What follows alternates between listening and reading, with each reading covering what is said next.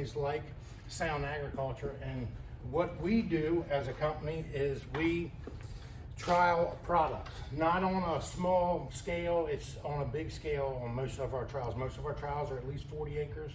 So we compare 40 acres to 40 acres. So it's not strict trials, it's nothing else other than big trials of real life. And we don't only just trial them, we trial them all across the country. So there's, between the owners and the affiliates of Xtreme Ag, there's 11 of us across the country that are spread out. And do things differently, and that's what we're paid at Xtreme Ag to do, is to change things and do things differently. To be honest with you, we partner with these companies to see where the fails are. We don't always want to see, we're paid to be skeptical, and we are. We're very skeptical of everything.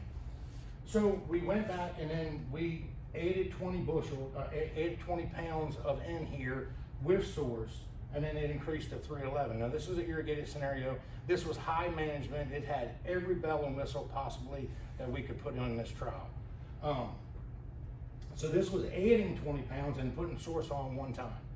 This one here was, we put source on twice and we added 20 pounds of nitrogen 2 more times. So a total of 40 more pounds, but that's a big difference between all of them.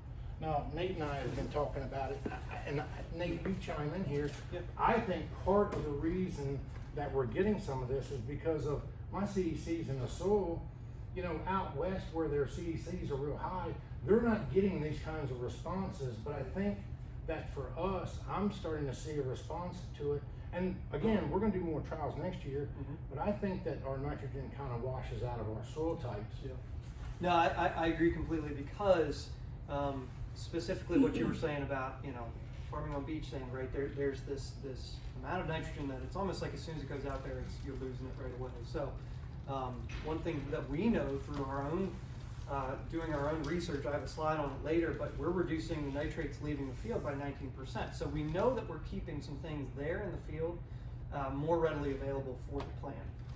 So we were talking about phosphorus, you know, you were just talking about it a minute ago, and one of the things that we found out in Xtreme Ag, we've got a bunch of studies where we're adding phosphorus later on, and we're not necessarily taking phosphorus out, but we're taking it out in the beginning. We have the I guess, you know, it's a tradition bound, you know, group that we're talking to, and I'm tradition bound. But one of the things that we've always done, we've always kind of blowed a lot of stuff out up front, especially phosphorus.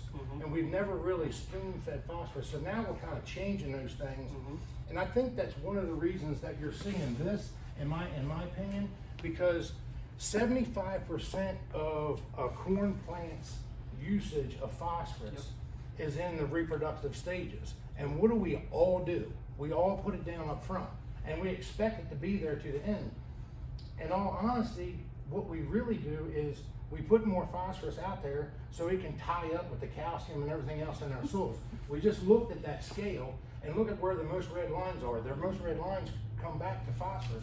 So I think, and I don't know, more trials be done, I think that there's more tied up here, not to nitrogen. I think it's phosphorus. Yep, I agree with you a lot as well, because like you were saying, that those later season needs are becoming, well, they've always been there, and we just haven't catered to that more and more. So this product is helping with that.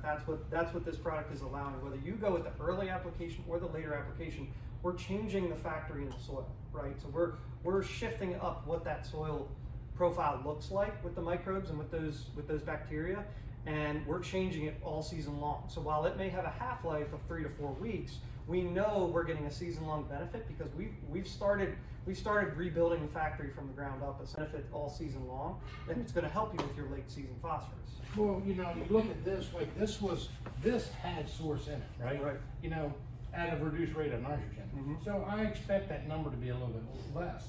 But this one and this one, these applications, this was like V8, this was after tassel. So we were putting these on and ramping up phosphorus, in my opinion. We were ramping up phosphorus to get into the reproductive stages, because we've shown similar results, not as high as this, but we've shown similar results with going out with foliar feeding, phosphorus and potassium, you know, really late in the season, and seeing some of that response. Sure.